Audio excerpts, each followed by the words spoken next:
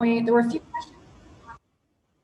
few questions on things being recorded, and just for people asking that, we are recording the event. We will post this. You will also get the link sent to you. We post all of our Hilma's Ghost events, and this is our 6th one. They are all posted on our Instagram account. And if you go to our website, they're free for everyone. We've brought amazing practitioners in, and of course, they're always related to art. So they're free to watch anytime. So with that, I'm going to jump into I'm going to give a little bit of a talk on our Abstract Futures deck, and let me share this screen. That was the wrong one. That's the wrong one. Close it. Share.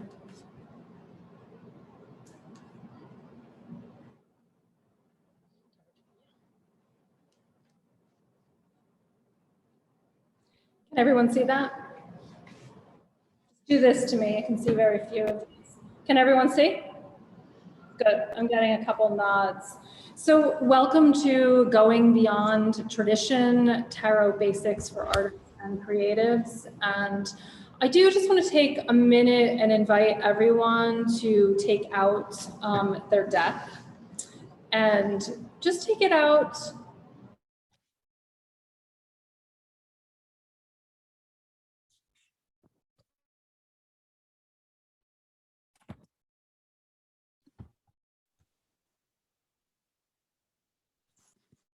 Now I hear you.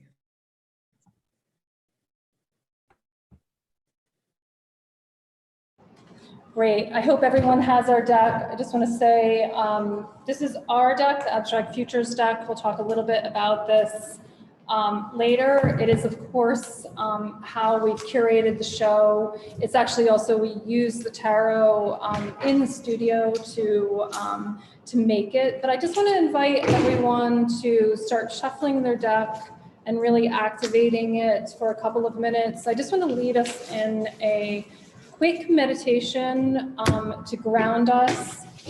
Here is the Abstract Futures deck. There is a box in the gallery at the Elizabeth Foundation. There's a few limited of those, so they're on sale, but you can also buy them online. But of course, any deck works as well. So I would take the time to just hold your deck for a moment.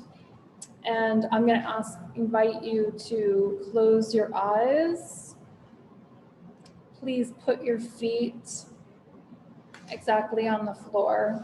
And I'm going to ask that you really think about grounding and roots really growing down into the middle of the earth. Everyone could just take a deep breath.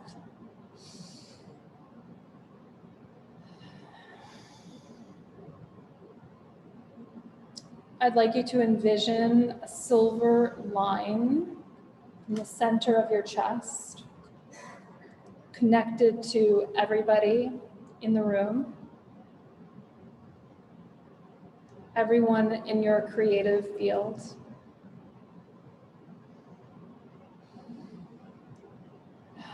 Hilma's Ghost is really about supporting and developing community. Just rest in that feeling of being interconnected.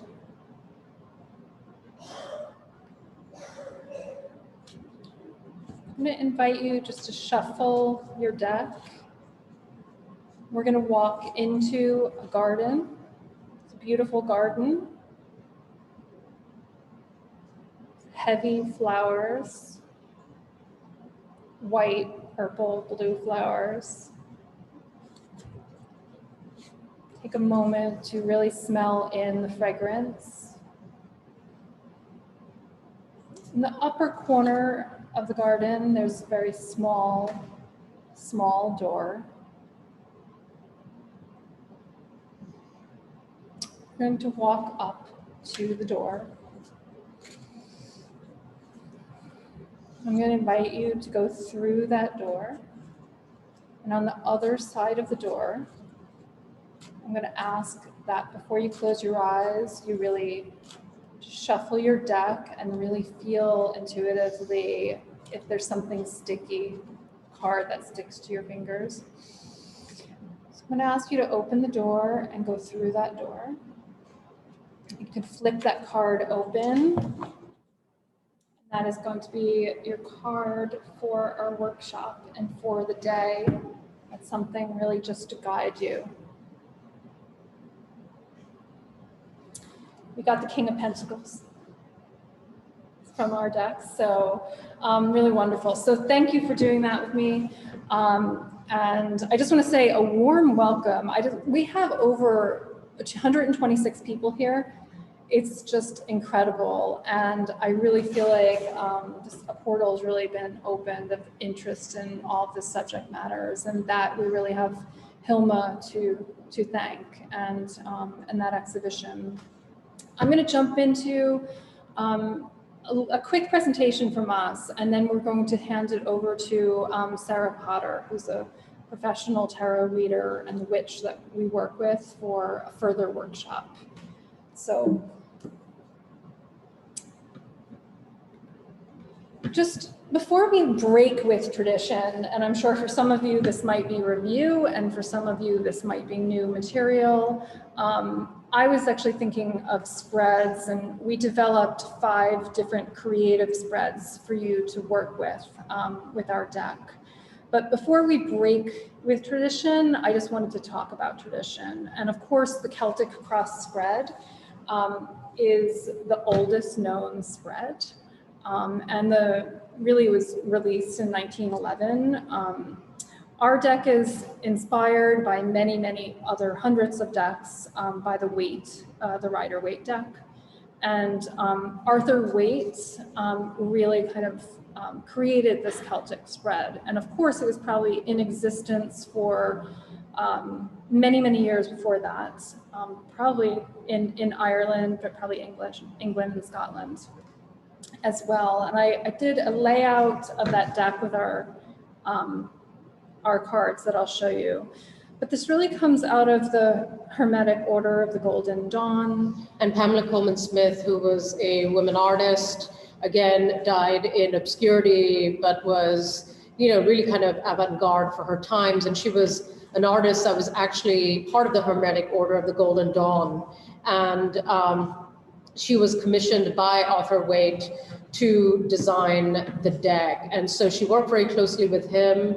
It takes from her own stylistic language as well. And, when we were designing our own deck and drawing the 78, cards out, we were really kind of channeling Pamela Colman Smith as well by looking at that deck. So she was very much also present with us while we were doing the Abstract Futures Tarot. I'm not going to read all the text, but you're welcome to screenshot the text. And again, this will also, be sent out to you if you've signed up. It's being recorded, and so we will post it, and so you will have access to all of these slides as well. Okay, so here is a little bit of the Celtic cross spread. If you've never done the spread, I encourage you with your cards. We have a lot of spreads to go through, but I would encourage you to kind of do it. You can snapshot it and do it yourself. This gives a little bit of a breakdown. This is an example of our cards with the Hilma's Celtic cross spread.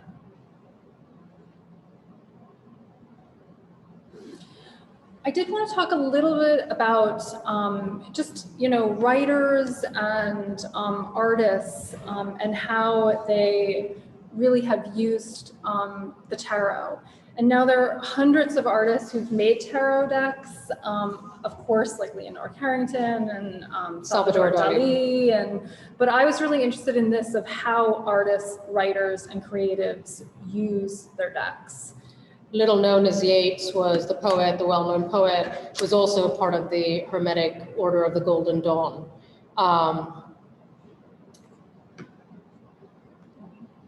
And part of his possessions was a tarot deck.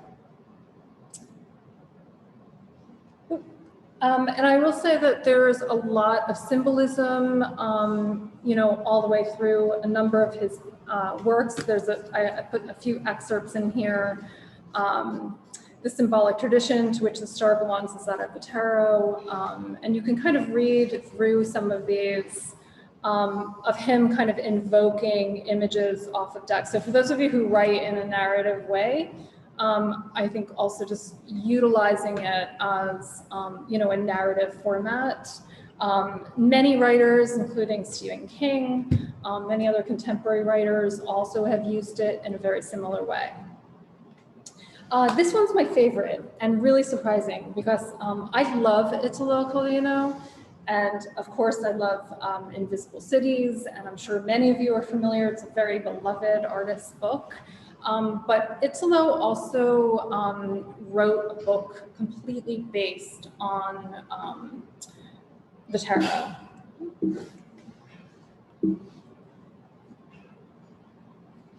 So it's called The Castle of Cross Destinies from 1973. And it was really, of course, a lesser known work, but really just an experimental novel that used both text and image. And it's really a tale of this journey, of a silent kind of journey where these cards are getting read through it. So it's really an amazing book. And if you love Italo Calvino, I highly recommend it. There's a little bit of an image of how they're laid out on the pages. And he would, you know, randomly shuffle the decks, spread them out, and try to develop story points as he moved through them. I also wanted to mention Charles Williams, who was also a member of the Golden Dawn. Yeah, he was part of a literary group with C.S. Lewis and J.R.R. Tolkien, well-known writers, and his work most closely associated with tarot is the Great Trumps. And of course, the major arcana in the tarot deck is usually historically, traditionally called the trump cards, not to be confused with you know who. It's an unfortunate. But anyway, they are going through a snowstorm in this novel, and there's a plot thread of this powerful deck of cards that is used to kind of invoke these different powers. We couldn't not mention Leonora, because, you know, you always have to mention Leonora Carrington, who's just, you know, so incredible. And of course, you know, surrealist artist, writer. Her own tarot deck, you know, was laid undiscovered in an archive. It's now, as I'm sure many of you know, had an incredible, you know, resurgence of interest from artists. Really an amazing deck. I was quite interested in how, about her being really a practitioner and working with fellow artists, Remedios Varo, and like really working with these to kind of invoke images, you know, in her work.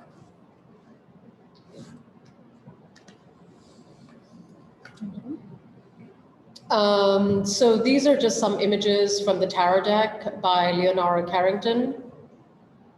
You have the devil and you have the world, and you have this kind of really, you know, she had this language that was already quite fantastical and imagistic. I will say that, you know, for us as well, doing an abstract tarot deck, it was interesting to kind of research all these tarot decks that have been done by women artists or other artists, etc., and really kind of find our own language and narrative with abstraction, given that much of the work that has been done, you know, because it's the tarot is really about kind of narrative, you know, kind of narratives and, you know, about life. And so most of it is done in the figurative tradition, as is this. But you can see kind of Leonora Carrington's very kind of surrealism, her fantastical imagery coming into them. And Fulgur Press actually ran, I think, 2 or 3 editions of the book of her tarot deck, and they just got sold out, you know, so quickly. Hopefully there'll be another edition coming at some point. So here you see some more images from the deck. The tower, of course, a very powerful card, the card that most people fear the most when it turns up in a deck. We have an interesting story where when we were working on our own deck, we really made decisions based on the tarot. So for 3 months, we lived, breathed, and ate by the tarot. And so whatever the tarot would tell us, that is what we would do. And of course, that's based on interpretations. It's not black or white. So even within that, there was a lot of conversation. But I remember in one instance, especially, we were trying to decide on a shade of gray for the base of one of our paintings. And we laid out 3 grays. And for one of them, which was kind of a gray with glitter and shine in it, we got the reversed tower. And so for anyone who knows the tarot, that was a signal for us that we should definitely not use that color. But that said, of course, the tarot, none of the meanings are negative per se, but, there's a deep kind of tradition with the tarot. It's very layered, and you can just keep on kind of getting deeper and deeper into the whirlpool of meanings that is the tarot. And I think what was interesting for Leonora is that she was not just illustrating these topics, right? It wasn't like a fortune-telling device. She wasn't re-illustrating things. It was really this method of accessing what she said, a poetics of the unconscious. And I really love that about kind of releasing this and accessing this information as an artist.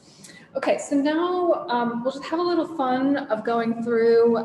We developed some of our own experimental spreads for you.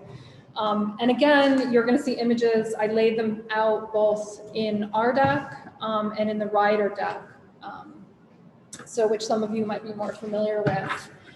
And so if you have your deck, get them out now, because we're going to play some Fluxus type games. Yeah, and just, stay with me, stay a little open, because this stuff can get kind of little, really kind of experimental. My traditionalists out there, stay open to this. Okay, so, and again, welcome to screenshot these, and if you like. This first spread is a body tarot reading. On the left, you can see it's red. This is me on my studio floor with the Abstract Futures deck. On the right, it's the Rider deck. It's a 10-card spread. I recommend, and I'm going to show these to you. We're not going to do these together. These are kind of for you when you leave today. And Sarah Potter will be working kind of more hands-on.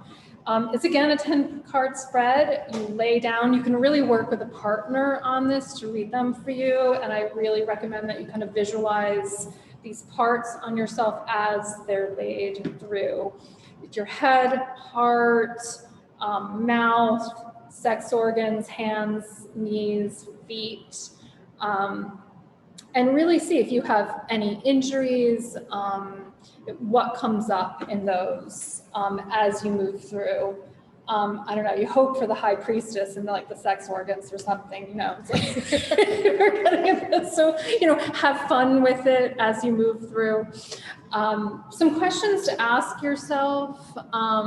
Do you have any injuries? Are you holding any memory or trauma in any parts of your body? What is the tarot card you pulled for each, and how do they correspond to each? I would actually make notes for yourself. And again, just, stay open and have fun. You can read each other's bodies if you have a partner doing this as well. The second is a sound somatic tarot ritual. As some of you probably know, the symbols for, pentacles, wands, swords, cups. These, you would actually need some tools. You can use anything in this that would be reminiscent of, of the symbols in the deck, in the suits for you. So for pentacles, I used coins. For the wands, I used pencils. I used actually these metal rods. For swords, anything that cuts, an X-Acto blade or scissors. The cups, I recommend that you have a couple glasses or cups of water. In this spread, you actually remove all the court cards and major arcana just into your suits. And then that means that you will have an ace through 10. If you don't know some of the basic numerology in the tarot, I recommend you do a little research on that. Aces, this is very rudimentary, it's more complex than this, but the aces are in general beginnings of things. The 10 is a completion of a cycle. You might want to pay attention, is there an instability in the number or a stability?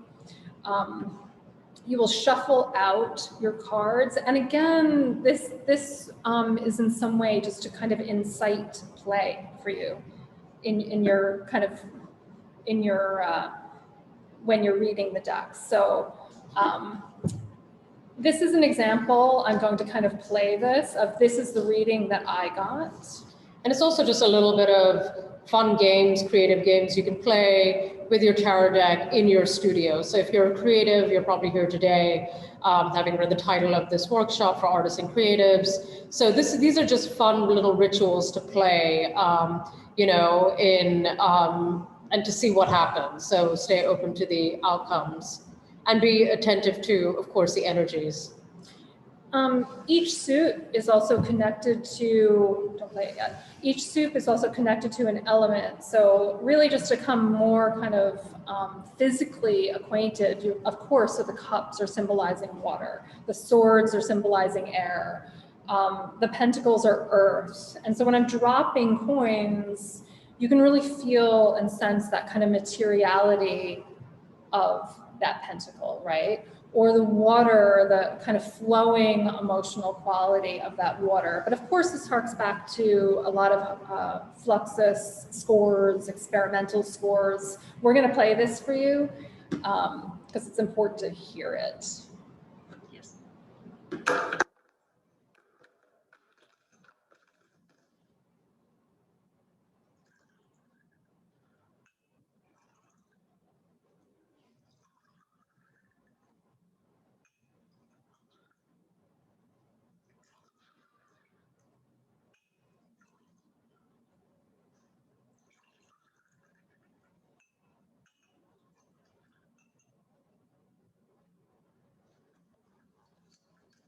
3 of Swords.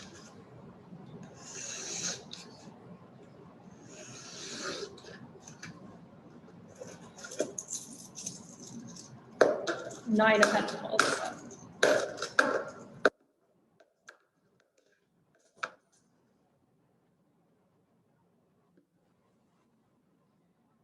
So again, I mean, that's something that you could videotape or record. And, you know, we were talking a little bit about what is the meaning of this spread?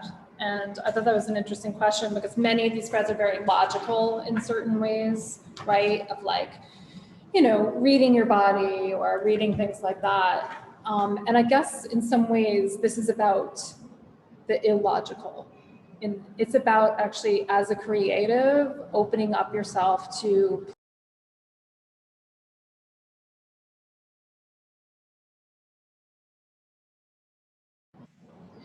wow, have we all made it back? I think we were the only ones who got dropped out. So, so that was fascinating, but I'm just gonna say that's Hilma. hand it over to Sarah. And so I'm going to finish up just my presentation. It looks like we all made it to the other side of that little visitation there or something. So just a few more spreads coming from us. This is our reading of either your childhood house or your architectural reading. So you'll need just a large piece of paper and a Sharpie. This is my apartment. So I recommend that you could either do your childhood house or where you live now. And you draw it from memory. So it's important that you're doing it from memory. And my architecture people, I know, because I'm one of them, your measurements don't need to be completely, you know, tight on this. Don't stress about it. But here's our bathroom, our garden, our room, my daughter's room over here. If you're really looking for a place to write in your house or to create something, I really recommend that you maybe lay these out in your house or do a plan of it. And of really to see what is the most beneficial place. It's a way of for you also to interpreting work. the energies in your house or your home, or, you know, just associating certain cards with them and then doing readings of that. And certainly if you're a creative, you know, as you know, where you're working, the portal of energy in that space is really important. So depending on what you're looking for from the work that you're doing, this is, again, a playful, fun way to kind of use the deck and, you know, in this way. And if you're braver, you can do your childhood home. And so really kind of think about your rooms in your childhood and kind of lay that out. So this is one of my favorite readings that we made. So this is an ancestor reading. And what you're looking at are, these is my great-grandparents in Kerry, Ireland. So this is their grave. It's Hannah Sheehan and Brian O'Connor. This is them on the upper right. So they're just here to say hello a little bit. So whoever your ancestors are, I really recommend, you know, certain optional tools for you are getting obsidian, which is a crystal that's usually many times used in connecting to ancestors. You can use smudge sticks, especially mugwort. You can also do this from a photograph. I did this off of a photograph. And of course, if you come from a culture where there aren't graves, and you can also just use a photograph of an ancestor, a friend, or something like that, that you want to invoke. I really recommend going to the gravesite if you can, and make it much more interesting for everyone in the cemetery. And taking your tarot deck, going right to the gravesite, and then what you will do, you take out all of your court cards, so queens, kings, knights, and pages. Those are all people in some ways. We don't have time to go into the attributes for each suit or the people, so I recommend that you, you know, research a little bit on your own and choose the signifiers for the suits. So I chose Brian O'Connor and Hannah Sheehan. Again, this is my reading. And really just go through the hidden symbols, you know, through these for you. So I did lay out some symbolism. There are keys in the Hierophant. There's an apple in the Lovers. There's a bee. All of these things have incredible, there's thousands of symbols that I can't go into. But I really look, you know, I recommend kind of researching them and looking for those symbols and synchronicities in your life. I was really amazed by this reading of this like judgment and then death, and I don't know, really, I'm thinking a lot about it this week, but really keep your eye out that if you go zoom into some of the cards, and I put these out for you, there's a shipwreck behind the Two of Pentacles. If you look at the Queen of Wands, she has these sunflowers. The High Priestess, of course, has a pomegranate, connecting to fertility. Are you seeing these things showing up in your life? You know, really ask for a sign and really kind of pay attention to those synchronicities and those messages that you're getting. Almost the final one. So this is our cosmic crystal. Cosmic coming from, we're in Cosmic Geometries, our exhibition that we're sitting in. Crystal Tarot Elixir. So I really recommend, and again, I lead this out with the Rider and our deck. Taking some crystals, if you don't know a lot about crystals, you can kind of just look up clear quartz, communication, and much more. Citrine and aventurine for prosperity. Amethyst also for creativity. Helps to save off alcoholism and many other things. And I recommend choosing, again, signifier cards and placing these on your cards to activate them. Ideally, you leave these all night. Ideally, you leave them under a moon. Even more ideally, you leave them under a full moon to activate them and to really saturate them. I then ask that you put them in, these are glasses of water. Okay, you can soak them, let them soak for a while. When you sip these, your magical elixir. I really want you to think about the properties of like, you know, maybe you're doing the high priestess and an amethyst or like something like that, and really think of the properties of the crystal and the tarot and the signifier. And really, I do want to, and you can also bathe in them and put them into your bathtub at the end of the night. I would keep those cards out for the day and really kind of think about that relationship. Maybe you're doing prosperity. You want to do the King of Pentacles with like a, you know, citrine or something. You want like a really dominant kind of energy. And again, it's have fun. A little thing with this is just to be careful not to, you know, do any poisonous crystals. Because there are a lot of poisonous crystals out there, and some of them do. So just do your homework on that. We don't want to poison anyone at Hilma's Ghost. And so with that, we are ready to move on to our amazing art witch, Sarah Potter. She's been in the space with us today doing some readings as well, which has been really great. And again, a big welcome to everyone. We're at 130 people. And feel free to say hello. I want to say one quick thing before we move on that I didn't get to say before because of our glitches. Thank you to the Elizabeth Foundation and the Project Space for hosting our exhibition, 25 artists in this exhibition, all of our programming. A giant thank you to Carrie Sechrist Gallery in Chicago that has hosted our programming from the very beginning and is hosting this program today. And has also hosted the printing of our cards and everything like that. And with that, I'm gonna move along to Great, so we are going to introduce, drumroll, Sarah Potter, who we call the honorary member of Hilma's Ghost. She's really been with us for over a year now, doing programs with us and being present with us, having invoked Hilma's spirit at the Armory with us, you know, in September when we launched the Abstract Futures Tarot deck, etc. So a little introduction to Sarah, and then I'm going to hand it over to her. Sarah Potter is a tarot reader and professional witch based in New York City. Sarah's gift has been honed from an early age. After receiving her first tarot deck at the age of 12, she began studying the meanings of the 78 magical cards and how they related to her life and feelings. Growing up, she was encouraged to discuss her dreams and their subconscious symbolism with her mother and grandmother, two people that also embraced the family's generational psychic abilities. A daily practice and decades of learning and understanding the art and meaning of tarot has helped Sarah grow her life and business into the empire she has created today. Dozens of clients testify to the life-changing mental health benefits and accuracy of Sarah's readings. Her writing about the occult is regularly featured in Cosmopolitan, Astrology.com, Bust Magazine, and other popular outlets. Her first book, The Cosmo Tarot, the Ultimate Deck and Guidebook, debuted recently. And Sarah, with that, over to you.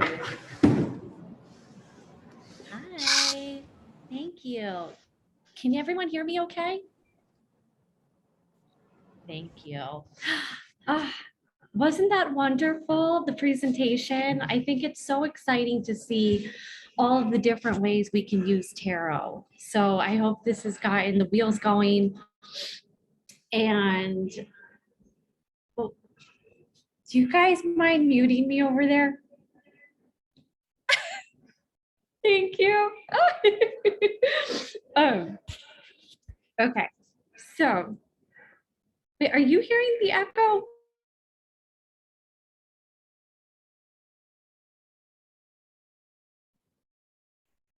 Hello?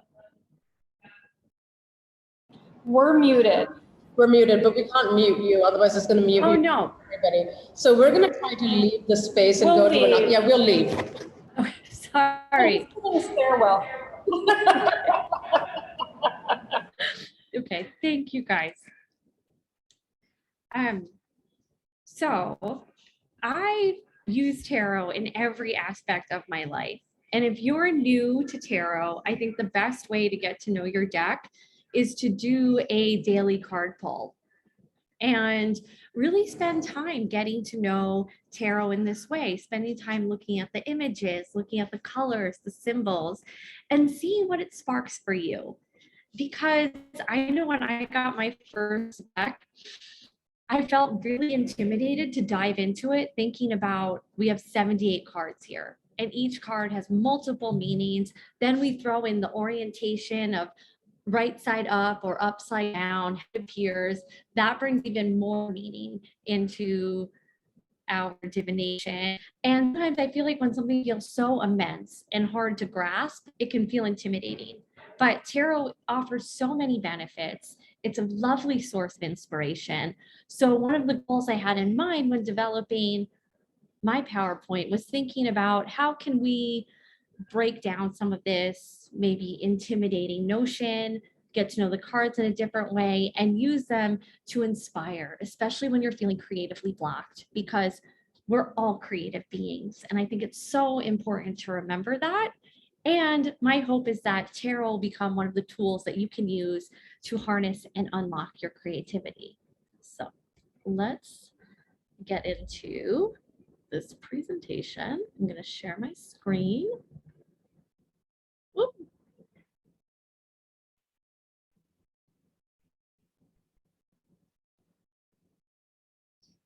Oh.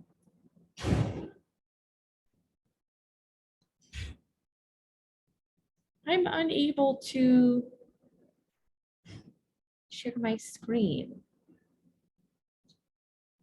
Could Dylan or Judy help me? It says the host disabled participants screen sharing.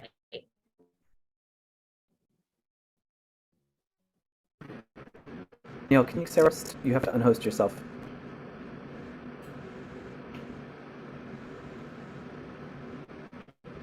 Just a second. Making her the host. Hang on.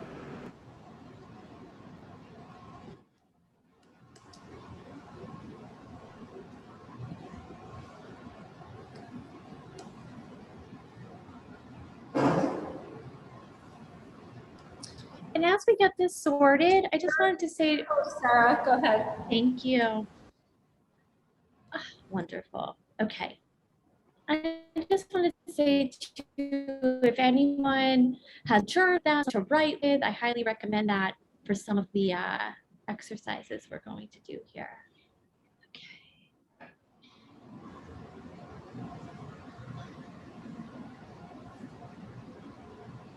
Wonderful.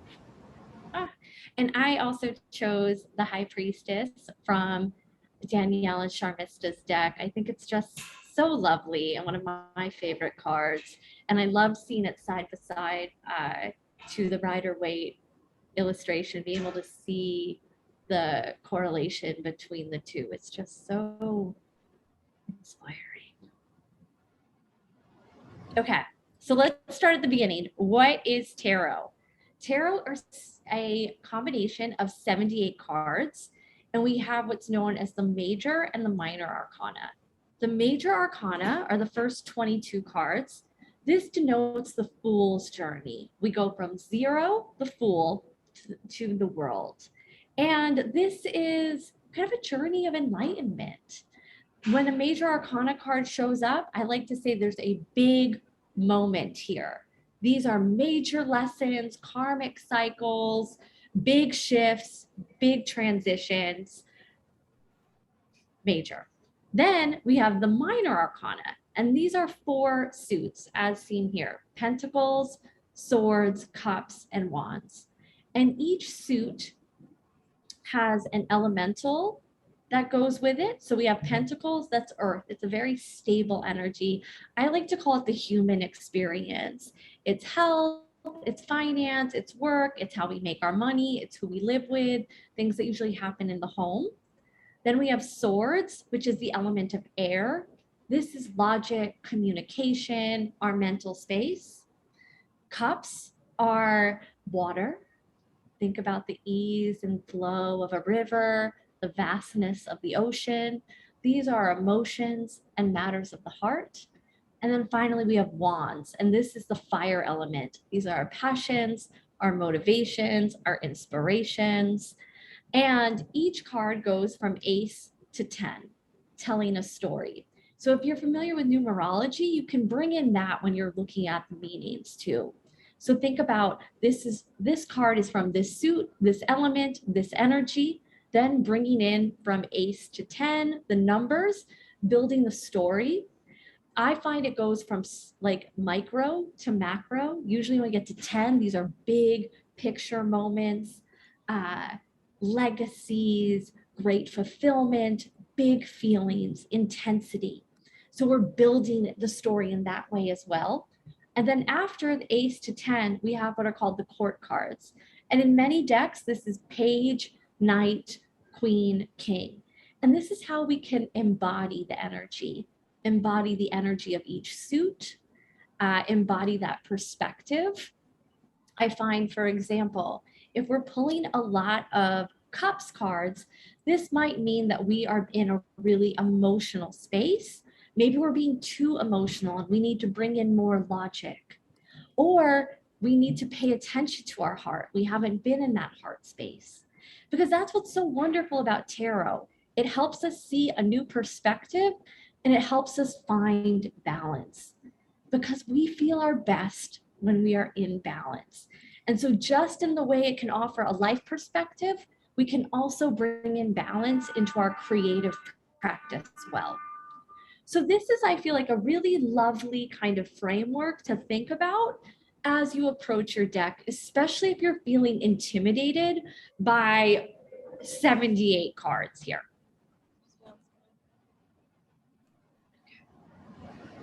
So how do I use these tarot cards? I love the examples we saw in the other presentation. That was very creative.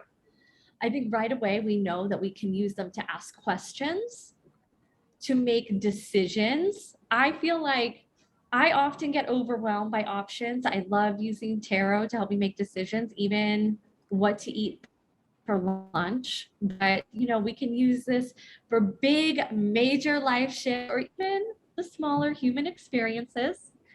Tarot is an excellent tool for self-reflection and self-care. It can also just be a lovely way to enjoy imagery. I feel like we're in such a lovely moment with tarot. I feel like there's indie publishing has allowed so many creators to interpret the deck. We have and access to publishing, just like the Abstract Futures deck is created. So I feel like maybe a deck isn't something that you want to use for divination, but it might be just a lovely set of 78 prints to enjoy and be inspired visually. You can also use tarot for daily card pulls and meditations, journal prompts as well, and we'll talk about that a little later in the presentation. Tarot spreads, as we saw earlier. And my best advice for you is to be unafraid, be fearless, follow your intuition, and see where it leads you with the cards. Okay, so we've used the term tarot spread a lot, and this denotes a pattern of cards that are drawn to give us further insight. So as we saw in Dannielle and Sharmistha's presentation, how we lay out the cards imbues an extra layer of meaning. It provides a little bit more direction, and I also think it can be really helpful when you're starting out as you're tapping into your intuition.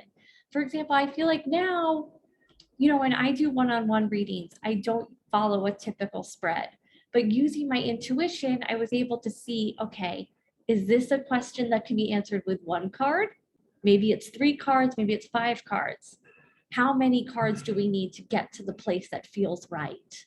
And I feel like as we're getting comfortable in that space, a spread that denotes a certain criteria, a certain area we're looking at, it can be really helpful to use this as a tool.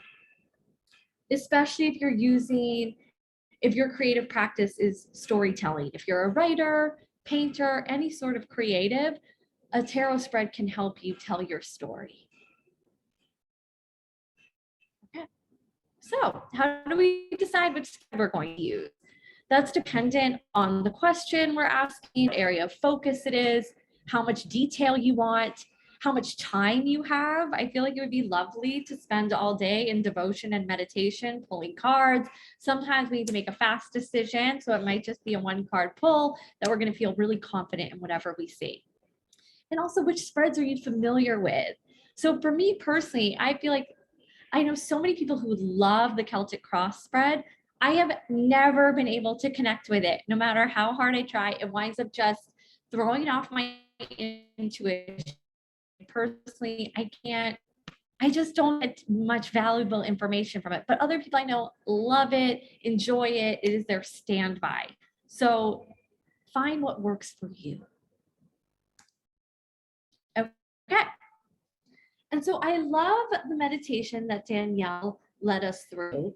And I think it's a lovely way to approach your deck for a card pull. So I always feel like it's lovely to create your own sacred space, whether this is your bedroom, your living room, your studio space, maybe it's at your desk where your computer is, just a place where it's not too cluttered, it feels clean, it's quiet, you can have time for yourself. Now set your intention, close your eyes, take a few deep breaths, and let your intuition guide you. As I said earlier, I like to start every day with a card pull. I like to reflect on it. I write a little bit about what that card makes me think of, how I feel like it might be applicable to what I'm currently facing. And then I like to return to that journal entry at the close of the day, see what came through from that card. How did it support me? How did it challenge me? What questions did it pose? What answers did I receive? And I feel like I've been doing this as a kid. It's such a good way to get to know your deck. And it's also a good way to evolve your relationship with the cards as well.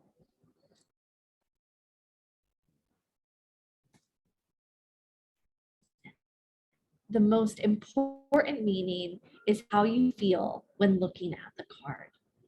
And that's something I really love about the Abstract Futures deck, is that color choices, the compositions, the shapes, they really create a lovely visual story.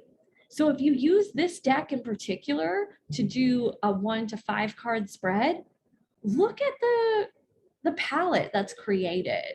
See what that kind of story is, because it's very indicative to the meaning as well. So when thinking about a one card pull for inspiration, maybe you're feeling blocked, you don't know where to go next, you're feeling a little stuck. This is when we would do a one card pull. This could be a journal prompt, a sketch prompt.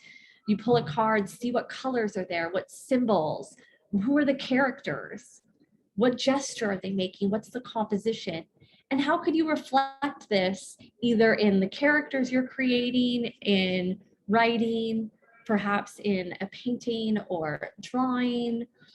If you're writing a song, how can we bring any of these elements in?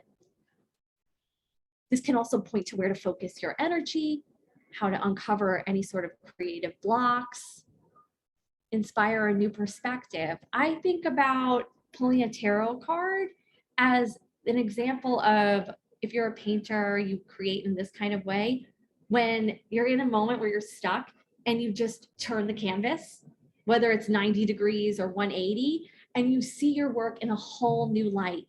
You might uncover a place that's off balance. You might uncover a way to change the palette. That's exactly what pulling a card can do metaphorically, or maybe even literally too.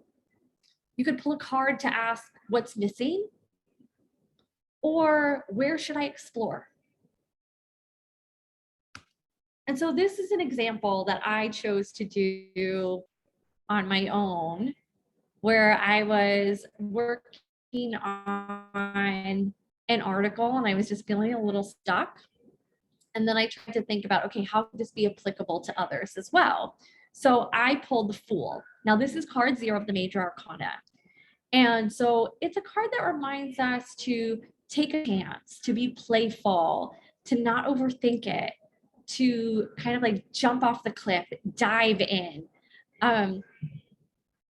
Really celebrate the unknown, the fact that anything can happen. So think about that's the energy are, and look also at the illustration here that Sharmistha created for the Fool. What it made me think of, thinking about, okay, what is my writing missing? A sense of play. I could be more imaginative, be more spontaneous. No plan is the new plan. And sometimes I think I can get stuck in my own head trying to plan or just where things are going. Throw out the plan. Don't overthink your process. Take a different approach. Or it could be the Fool reminds us this is start. This is the beginning of the journey. So if you're pulling the Fool, it might be, you know what, this piece you're currently working on, it's a little overworked. It's getting tired. Put it aside and start a new piece. Start fresh. So this is kind of like what I was thinking as would be a nice example of a one card pull to inspire, to think differently about your creative process. Make sense? Amazing. Okay, so this is the fun part. We're gonna do a little creative divining. So if you have your cards, you have your journal or whatever you wanna write on. And this is a 7-card spread I created for when we're feeling uninspired. So I'm gonna leave this up so you can refer to it. But I just want you to do just like we did earlier. Close your eyes, take a few deep breaths, and shuffle your cards. You'll know when they're ready. You know when they're done shuffling. You might want to cut the deck into several piles. You know, Dannielle was mentioning on the phone the other day about like dropping your cards and seeing who lands right side up. You can get creative with how you choose them. Sometimes it's nice to fan them all out and then kind of float your hands over them, see where your hand is pulled to. Whatever feels right, however you want to choose those 7 cards.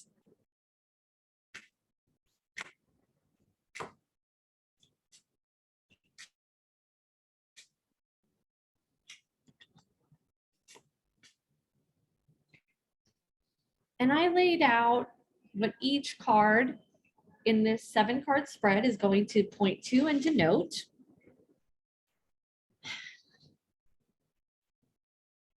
And when you're ready, when you've pulled your 7 cards, look at who's appeared at this party. Look at the colors, the symbols, the gestures.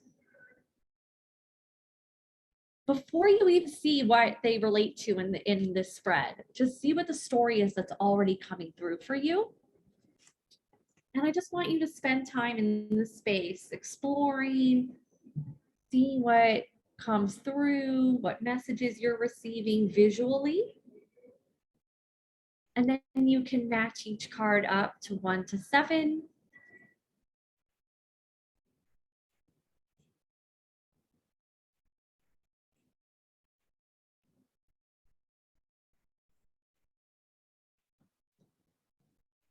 And just spend time reflecting on what messages are coming through to you, how each card relates to each prompt. You can write, sketch. I want you to take your time.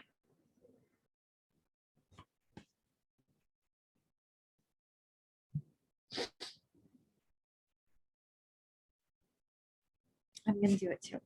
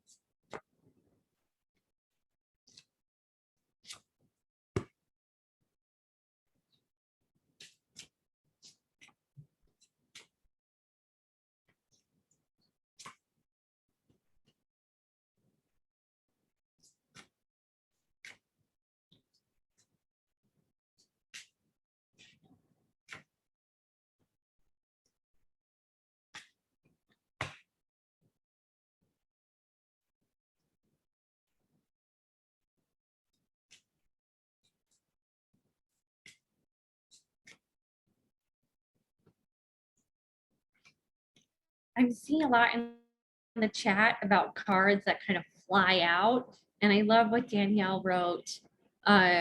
Yes, pay attention to what cards are want to be seen. That's an important message.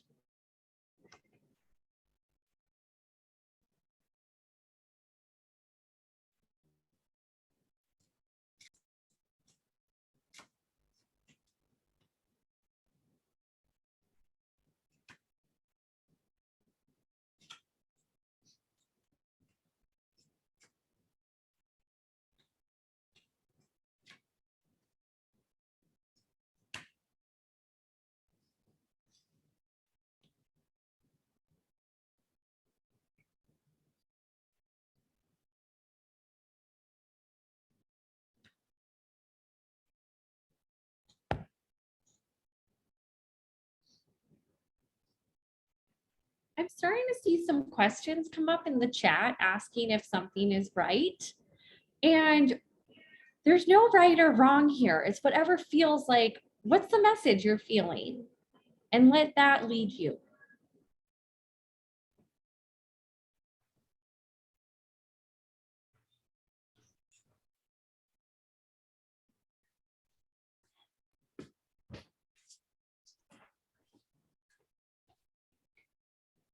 And I feel like a lovely exercise to strengthen your intuition is what's the first thing that pops into your head? What do you see when you're looking at the colors? What are you feeling? And owning that. That's right.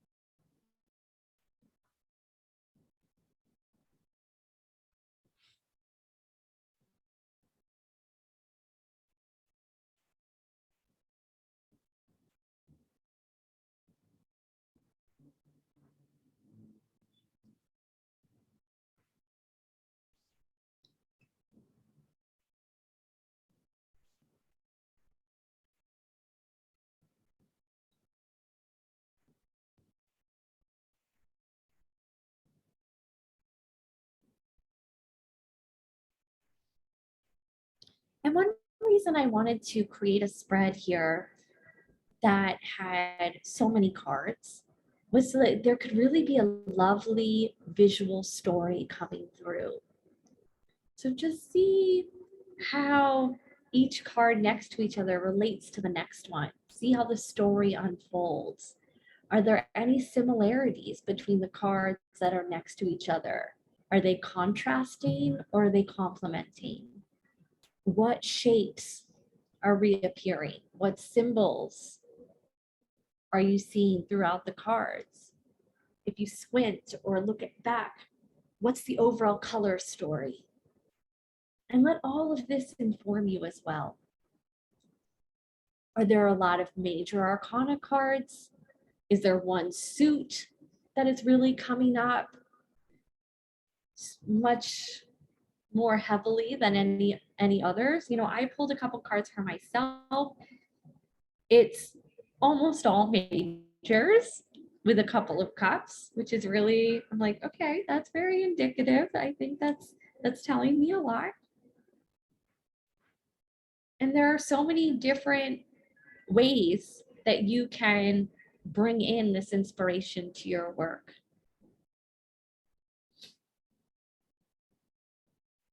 I see someone asked a question about why I chose 7 cards. So I feel like most spreads are based on a 3-card structure of past, present, future, referring to the energy we just came out of, the energy we're currently embodying, and then the energy we're about to go into. And so that's why I usually tap out around 3 to 5 cards if I really need more details. I know I saw there was a comment in the chat too. If there's some confusion, pull another card as a clarifier that can offer further insight. But it just felt like 7 cards felt right to me intuitively as I was thinking about kind of pulling out of a lack of inspiration. And these were some of the hits I wanted to look at to get a greater insight, to see the bigger picture. And I like the idea of a 7-card visual story. But as Hilma's Ghost said, 7 is a very lucky, magical number.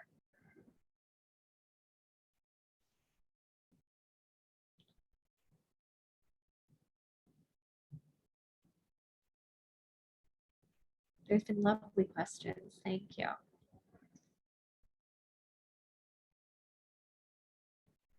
And you know, we created this workshop with real creativity in mind. I think it's so important to remember we're all creative beings. We all need to express ourselves. But there are many times that we feel stuck. It could be, I don't know how I want to dress. You could pull some cards for that. I don't know what I want to cook. Pull some cards. Maybe it'll point you to some ingredients. Just thinking of any way that you can imbue life with a fresh perspective and some inspiration.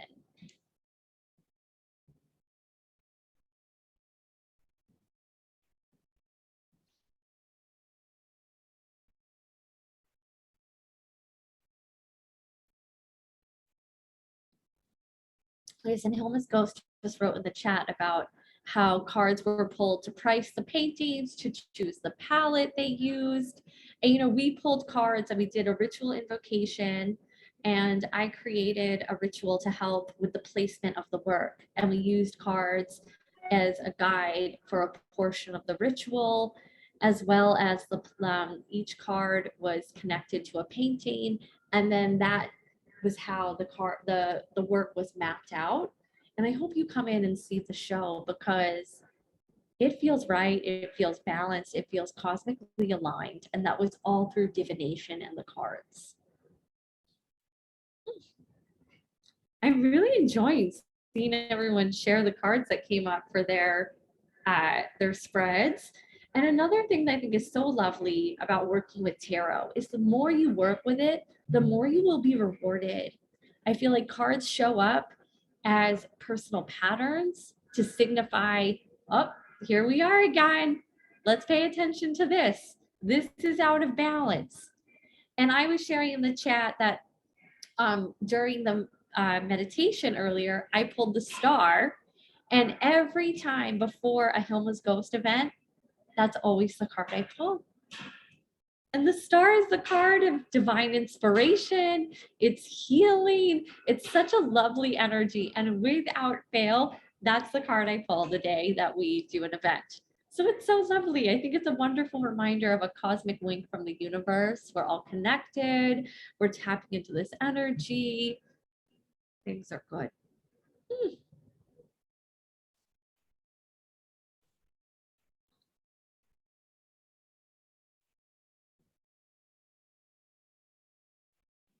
Ah, this is wonderful. Oh, I see someone else pulled the star.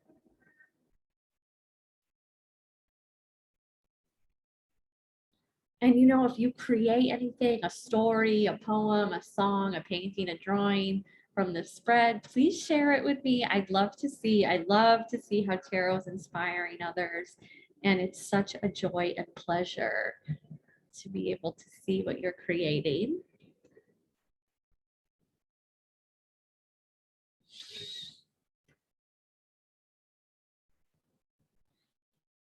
And as a reminder, you'll all receive our copy of this recording. So if you want to take a screenshot of the spread, please feel free to do so, but also know you'll have access to it after the program.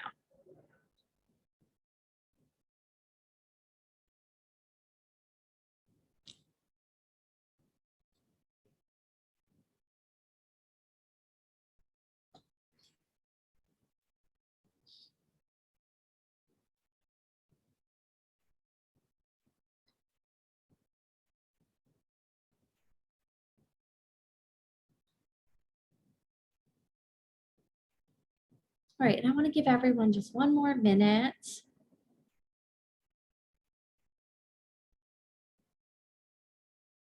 Final notes, final gestures.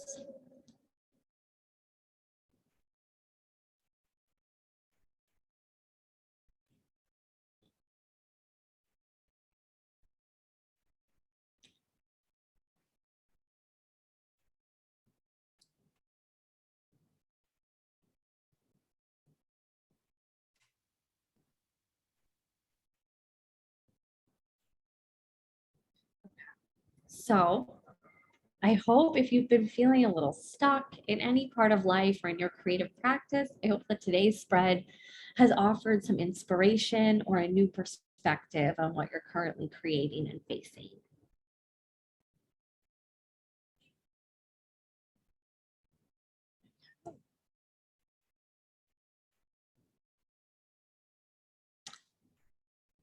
And it's so lovely to be connected with all of you. Thank you for coming to the workshop. Thank you for enjoying tarot with me and it's all of its magic. And I hope you're inspired. Please stay in touch. That's my email and my Instagram.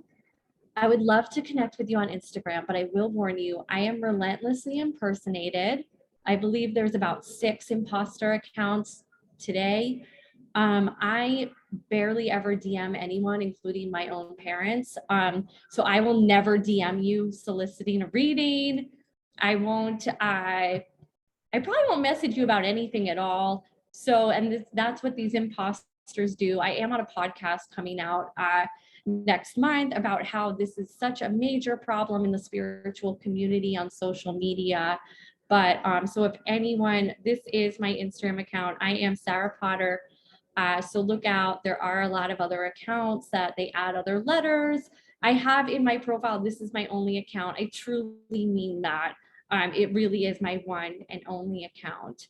So I would love to connect with you there. But if you follow me, please know that it's something that I'm trying to handle, but Instagram hasn't been very helpful. So Thank you, Sarah. That was amazing. And we'll spend a couple of minutes. So you can see we've moved around the show, and we're actually sitting in front of a Carrie Moyer painting right now, but just to give you a little really wonderful show there. There's Julia. So a lot of work. Again, please come visit. I do want to answer any questions just for a couple of minutes since we started a few minutes late. You know, again, like I know there's lots of things on meaning for the cards, and there's a lot to read online about that and books. What we're here for, and for Sarah is here for, is to really for you to get acquainted with the cards and to break like any rules that you have in that there's a right or wrong in what you're doing. We will start posting top 10 tarot books on Hilma's Ghost that will kind of give you a deeper, oh, and Carrie's here. So the painting looks beautiful on this wall, Carrie. So, you know, and really as a guide, again, for you in the studio or for in your writing. And so I just want to open it for a couple of minutes. If there are any questions, feel free to be Quaker-like and just to unmute yourself and say it. Or you can put it in the chat if you feel better doing that. We'll try to answer it. Any questions? I have a question. Okay. I was just wondering if there are opportunities to connect with your collective in the future. I am a tarot artist and have been on the lookout to connect with other tarot artists. And I love the work you guys are doing and would love to know how Thank you. to Well, thank you be so much for involved. saying that. And absolutely. And let me say that people think we're a collective. It's actually just Sharmistha and I. And Hilma, of course. and Hilma. Hilma. We invite Hilma in. She's been very helpful. So there's not a big collective, although some people think that, but we are doing, we do programming like this. I would suggest any of you to reach out to us through our Hilma's Instagram. Through our Instagram, and just connect with us. And we'll be doing like maybe some reading groups, or we've done 7 programs. But we would like to do some get-togethers as things kind of improve. I don't know if you're in New York. We will also be doing a art and magic panel on February 8th. So look out for that. We will be putting it on our Instagram at Hilma's Ghost.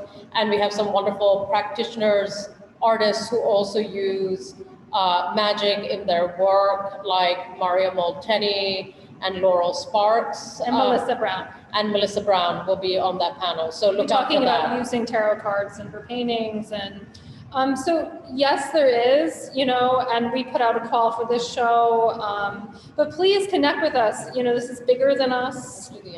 And, it's, reach out to us and so forth. And we're easy to find. So we have a really nice way of closing. And we'll have an after party too, for those of you who have any burning questions. Yes. In the Zoom lobby. But we're going to do an ancestral closing like we usually do. So we invoke our ancestors and we give gratitude to them. And when we say ancestors, I mean our artistic ancestors like Hilma's Ghost. So you can close your eyes for this if you want to think about your own artistic inspirations and women artists who have inspired you. We honor your spirit, your agency, the power you have invested in the cause of art. It is because of you that we find our inner strength, and we use it purposefully for ourselves and the cause of feminism for generations of women, non-binary and trans practitioners of all races, ethnicities, and other markings, past, present, and future. We, the guardians of the divine feminine and her eternal spirit, endeavor to smash the patriarchy and build in its place a true and inclusive utopia that can hold and honor us all. Our creation, our sense of self, and our spirit for the cause of artistic freedom. Hilma af Klint, died 1944, Danneryd, Sweden. Louise Fishman, died 2021, New York. Toko Shinoda, died 2021, Tokyo, Japan. Yolanda Lopez, died 2021, San Francisco, California. Helen Frankenthaler, died 2011, Darien, Connecticut. Olga Frobin Kaptein, died 1962, Ascona, Switzerland. Ruth Asawa, died 2013, San Francisco, California. Remedios Barro, died 1863, Mexico City, Mexico. Alma Thomas, died 1978, Washington, D.C. Teresa Kyung Cha, died 1982, New York.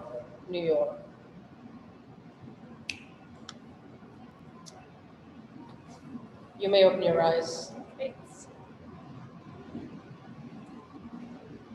Wonderful. And it's so powerful always to hear those names, no matter how many times we do this. And again, any questions for us? I just want to say also, like, the rituals that we put out or anything for Sarah, if you practice those, send us an image of them. We'd love to see it. Many people have been using our deck and posting it and sending us images, and that's really amazing to see it activated out there. I also want to say, come to Cosmic Geometries. The show is up through the end of February. There's information on the deck. Amazing 25 artists, and we have a lot of programming. As Sharmistha said, art and magic on the 8th, but we also have a numerology program with Isa Carrillo, who's an artist and numerologist in Guadalajara. coming up, and we'll be posting a lot of these. And of course, most Thanks. importantly, see the show. It's open Wednesday through Saturdays, 12 to 6. Please come see it. There'll be a catalog, a physical catalog that will also be available and free to the public. So you can also pick that up in a couple of weeks or ask for it to be mailed to you. But it will be, of course, a document of all these wonderful artists coming together.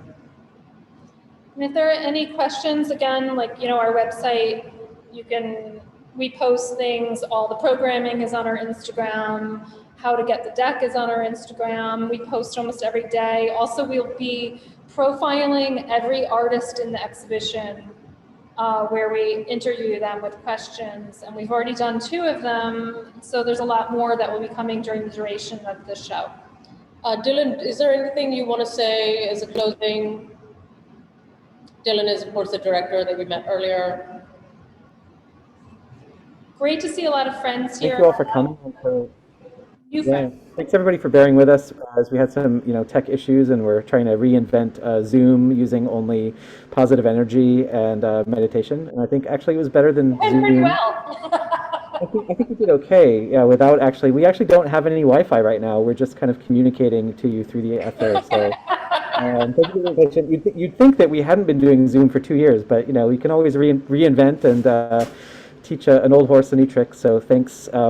Thanks everybody for being here, and thank you again all the artists, and Dannielle and Sharmistha and Sarah, thank you so much, and for my amazing reading earlier today. It's still spinning around me. So we'll be doing more of these events for the show, and please do come and check out the show in person. It's beautiful. Everybody who's seen it has just found it to be incredibly inspiring and grounding, and we hope that we can share that experience with as many of you as possible in person while the goddesses. Please do come and visit. We are on West 39th Street in beautiful Midtown Manhattan. Thank you all for being here. And I also want to really, I can't underestimate what Sarah said. If she's reaching out to you for money, it's not Sarah, because this has happened twice on our programs. She's booked, she's a rock star, if you don't know. She's booked solid for months. So no, she's not asking for money in the middle of the night. And somebody asked about the recording of this. We're going to post a recording on our Instagram and our link tree. Tomorrow, so probably. Probably tomorrow, so you can look for it there. The recording will be available for anyone who missed part of it, or you want to share it, please share it. And I just want to say again, I don't know, I feel all those silver threads, even through Zoom, of really being, I'm always amazed when we do this, of really feeling connected to just this greater community, and maybe even beyond that. And it's really just, really powerful. And so I just want to thank everyone for coming, and for the connection, and for being here. And we look forward to engaging with all of you more in many different ways. Well, again, if there are any questions, please feel free to stay. And if not, have your daily card out for the day, and meditate on that. Let us know what it is. Let us know if you do any of the rituals or any of Zara's. Thank you, everyone.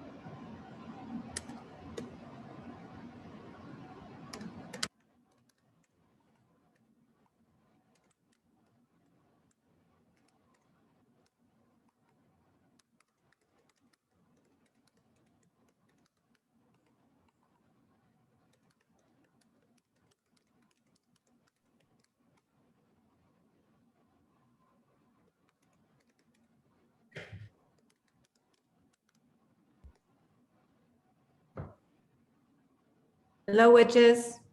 Hello, Carrie. Of course, we should have said our other honorary member, Carrie.